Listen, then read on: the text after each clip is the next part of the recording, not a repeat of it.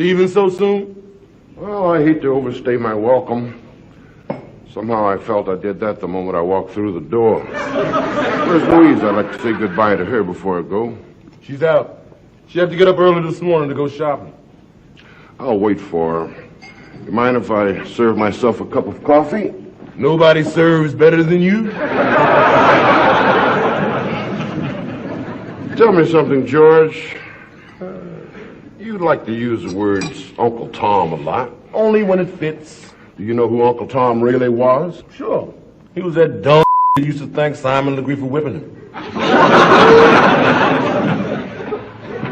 Wrong. That's another one of those lies about our people that has been accepted as truth. Who was he then? Superfly in disguise? No, George. In real life, Uncle Tom was a slave named Josiah Henson, who escaped and walked all the way from Kentucky to Canada with his wife and children. And there he started the first manual training school for our people. How you know that? I read. Sometimes I listen. You could do the same thing. Huh? You heard of the Underground Railroad? Sure. Well, Josiah Henson helped 100 slaves escape up north even before there was an Underground Railroad. He was a brave man, a great leader. And I'll tell you something else, George. I'd never call you an Uncle Tom.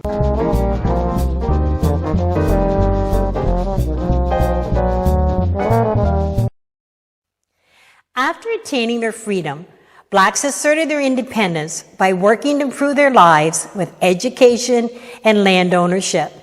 In 1841, Josiah Henson and abolitionists Hiram Wilson and James Fuller purchased land along the Sydenham River here in Dresden.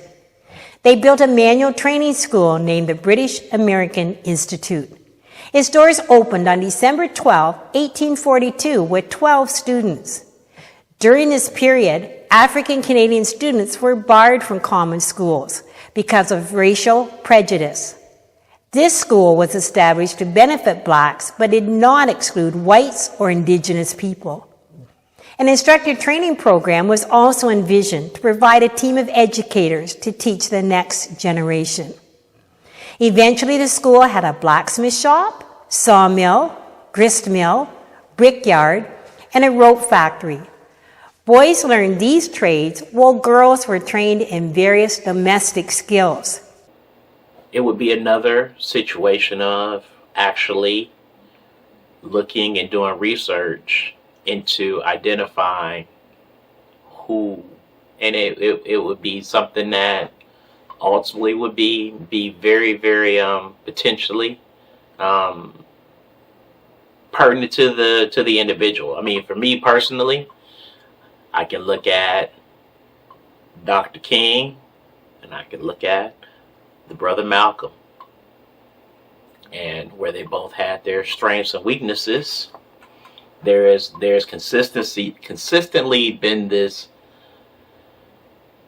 elevation of the brother Martin and the perspective and the agenda that he was presenting, and the villainizing of the brother Malcolm and what he stood for and so forth. However, and again, I consider both these individuals as beneficial role models and positive influences on our community. However, if we were to take away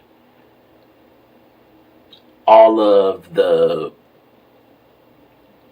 mystique associated with the brother Martin, and not to take away from any of the greatness that he accomplished, but we are demeaning the real impact that he can have as a role model if we disregard the infidelity, if we disregard the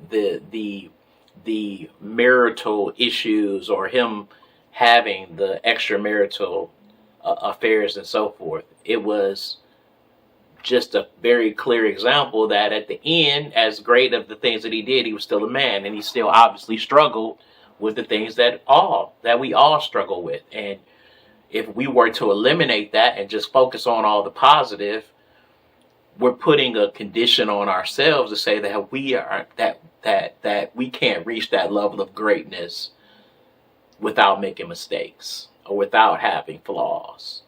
And so we have to embrace and be cognizant of the entire individual versus just taking things and qualities that we only want because we feel that they're good. And at the same token, we have to look at what Malcolm was originally villainized for, as far as the imagery of the gun and the statements of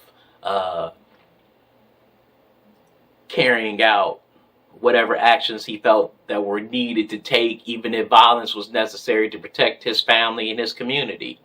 Contradictory, because we're literally right now sending money to help a country fight a war where they're saying that, or where the country that is initiating or what Russia is fighting for is Russia saying that that's our land. That's our land that was taken from us.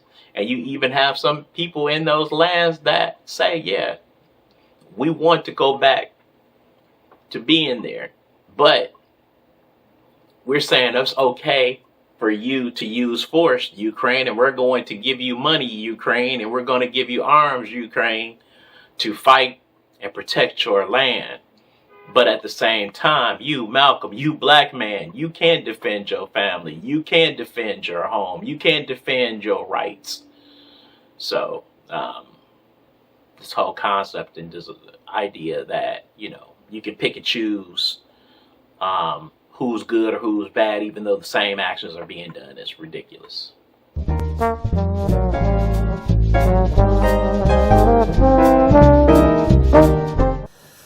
I will let you take the floor first. Okay, I go front. Yeah. Well, when you ask who are villainized heroes or glorified antagonists, I would have to ask the question, vilified or glorified by whom? And so, again, the mainstream media features incessant and unrelenting attacks on any semblance of positive black man or womanhood. As the old saying goes, anybody that white folks like is no good for us. Mm-hmm. So strong black men such as Richard Williams, Joe Jackson, as well as the fathers that raised some of us citizens, are defined out of the equation. Meanwhile, Oprah is praised.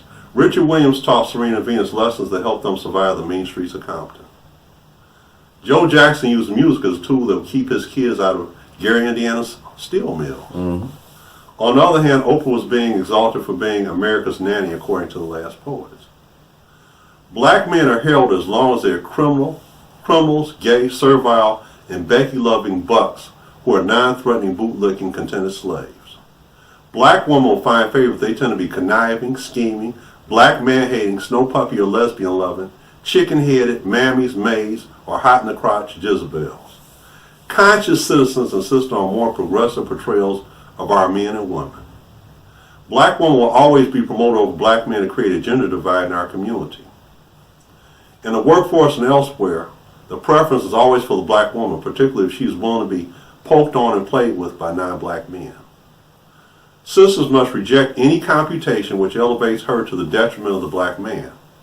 Without each other, we don't even exist. So the next time you see the white media blowing up a black woman, ask yourself, do they allow her to have a black man by her side?